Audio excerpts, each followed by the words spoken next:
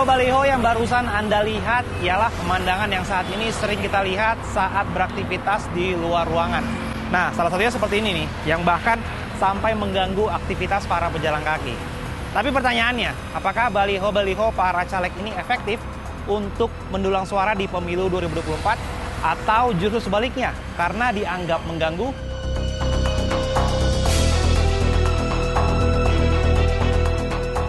Ratusan bahkan ribuan alat peraga kampanye atau APK seperti poster hingga baliho pasangan calon capres atau cawapres maupun caleg merupakan pemandangan lumrah bagi warga di seluruh penjuru Indonesia.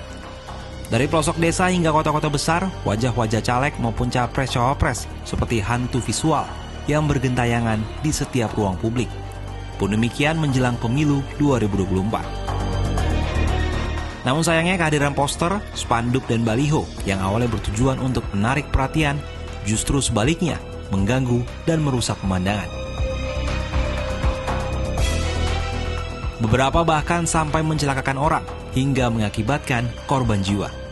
Pemerhati budaya visual yang juga dosen komunikasi visual Fakultas Seni Rupa Institut Seni Indonesia atau ISI Yogyakarta, Sumbo Tinarbuko, dalam wawancara dengan Kompas pada Kamis 25 Januari 2024 menyebut fenomena poster dan baliho politisi di masa kampanye ini sebagai hantu visual. Alat peraga kampanye yang sengaja ditebarkan, saya menyebutnya sebagai hantu visual. Alat peraga itu sebagai hantu visual karena gentayangan di ranting pohon, di badan pohon, di tubuh pohon, di tiang telepon, tiang listrik. Kita nggak tahu, ujuk-ujuk sudah ada. Ya, saya memetaforakannya sebagai hantu visual. Sebelumnya, kampanye yang lampau saya menyebutnya sebagai teroris visual. Karena waktu itu rame-ramenya teroris, alat peraga kampanye menjadi teroris visual. Dan jelas-jelas itu mengganggu kemerdekaan visual, ekologi visual, tata kelola kota, dan seterusnya. Mestinya APK itu bisa jadi dekorasi kota. Kalau didesain tidak dengan pendekatan hard sell. Karena semuanya mengatakan mengepakkan tangan. Bersama saya, rakyat sejahtera. Sejahtera apa? Menurut Sumbo, tak hanya menjadi hantu visual, maraknya atribut kampanye di ruang publik sebenarnya tak efektif menarik perhatian masyarakat. Selain hanya membuang-buang uang untuk mencetak poster, spanduk maupun baliho, kehadiran APK ini juga tidak lagi relevan dengan situasi terkini saat ruang digital telah mendominasi kehidupan masyarakat. Saya pernah melakukan penelitian untuk sebuah iklan komersial dan itu hampir sama dan bisa diberlakukan untuk iklan politik. Sebuah billboard di satu titik, anggap saja itu billboard rokok atau billboard event di satu titik dipasang hari Jumat. Ya, ketika saya tanya pada hari Senin, si mahasiswa saya itu mengatakan, saya lihat Pak ada billboard itu, tapi saya lupa apa billboard itu. Itu baru 3 hari, Jumat, Sabtu, Minggu, Senin, 3-4 hari. Mereka tidak tahu pesan apa.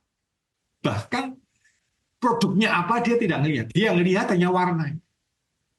Itu bukti bahwa iklan ruang-ruang dalam bentuk APK, dalam konteks iklan politik, dalam bentuk APK, itu menjadi sangat tidak efektif. Karena apa? Target sasaran gampang lupa. Mereka langsung nunduk. Mereka bahkan memotret itu, diviralkan, kemudian dianggap mengganggu. Lantas, bagaimana dari sisi ketentuan? Soal pemasangan APK ini sebenarnya telah diatur dalam Peraturan KPU nomor 15 tahun 2023. Pada pasal 36 PKPU yang sama, KPU telah menentukan lokasi yang boleh dipasangi alat peraga kampanye. Lokasi ini ditetapkan setelah berkoordinasi dengan pemerintah daerah setempat dan mempertimbangkan etika, estetika, kebersihan, serta keindahan kota atau kawasan. Sementara itu, dalam pasal 71 diatur larangan memasang alat peraga kampanye di sejumlah tempat, termasuk tempat ibadah dan rumah sakit. Pemasangan APK juga wajib memperhatikan beberapa aspek, yaitu aman dan tidak membahayakan pengguna jalan atau masyarakat umum, tak mengganggu ketertiban umum, tidak melanggar norma-norma agama dan budaya, serta tidak menutupi objek vital dan fasilitas umum. Jadi sebenarnya aturan sudah jelas, perbedaan praktek di lapanganlah yang membuat baliho, spanduk, dan poster politik seolah meneror warga serta pengguna jalan di ruang-ruang publik.